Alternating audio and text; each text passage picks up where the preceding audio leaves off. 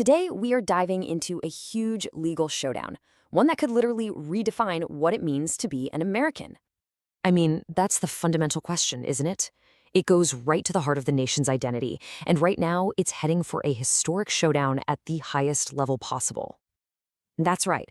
The Supreme Court has actually agreed to rule on a case that could totally reshape citizenship for generations to come. Okay, let's get into this. So, first up, the citizenship showdown. We're going to start with what's happening right now, the flashpoint that's made this centuries-old debate suddenly front-page news. So it all kicked off on day one of President Trump's second term. He signed an executive order aimed at ending a 150-year-old practice. And the goal was simple: to stop granting automatic citizenship to babies born in the U.S. if their parents aren't citizens or legal permanent residents. But to really get a handle on what this new challenge means, we have to rewind a bit. We've got to understand the powerful history behind the very rule it's trying to change.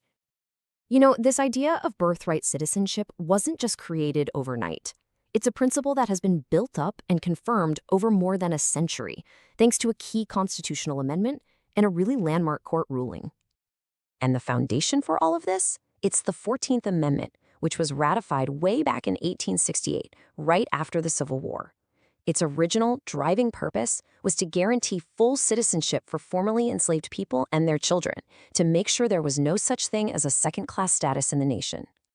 Okay, so fast forward 30 years, and the Supreme Court gets a huge test. In this landmark case, Wong Kim Ark, they had to rule on whether a child born in California to Chinese parents was a U.S. citizen.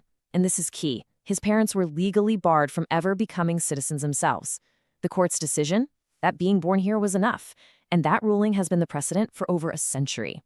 So, what is the new legal argument? What could possibly be powerful enough to challenge over 100 years of established precedent? Well, get this. The entire massive legal battle hinges on how you interpret just 5 words in the 14th Amendment, subject to the jurisdiction thereof. For 150 years, that's been understood to mean pretty much anyone physically in the U.S. and subject to its laws. But the new argument? It claims those words were intended to be much, much narrower, that they only apply to people who owe full political allegiance to the U.S., and that this would exclude the children of non-citizens.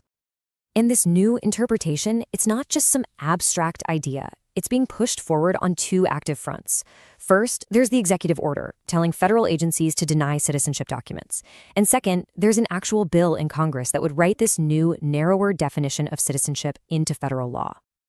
Okay, next up, the legal fight. Let's head to the courtroom and see how this high-stakes battle has been playing out.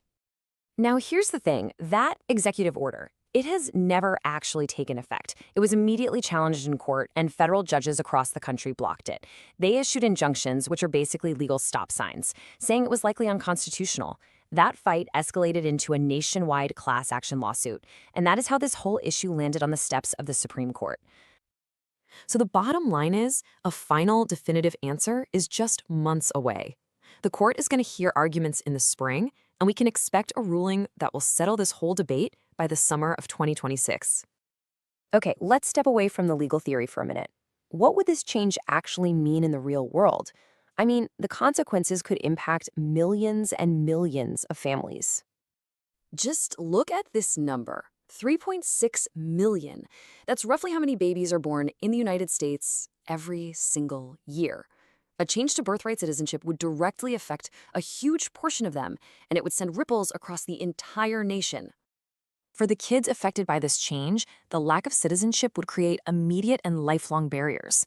I mean, simple things that we take for granted, like getting a social security number or a passport, that could become impossible. And then as they grow up, they'd be barred from fundamental rights and responsibilities, like voting or serving on a jury. Let's make this really personal for a second. Picture this scenario. A talented engineer is here, working completely legally on a visa. Their child is born in an American hospital. But under this new rule, that child would not be an American citizen. They could grow up here, speak only English, see this as their home, and yet live in this constant state of limbo, potentially facing deportation from the only country they've ever known. And all of this brings us to the final decision. And really, at the heart of this case are 2 completely competing visions for the future of America. On one side, you have the opponents. They argue that birthright citizenship is fundamental to the nation's whole identity as a land of opportunity. They warn that ending it would create a permanent, vulnerable underclass, and that goes against core American values.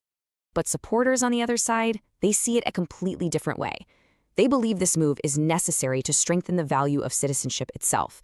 They argue that citizenship should be tied to allegiance, not just the location of your birth, and that this change would protect national resources and discourage illegal immigration. So ultimately, the Supreme Court's decision, it isn't just about interpreting some 150-year-old law. It's about defining what America is.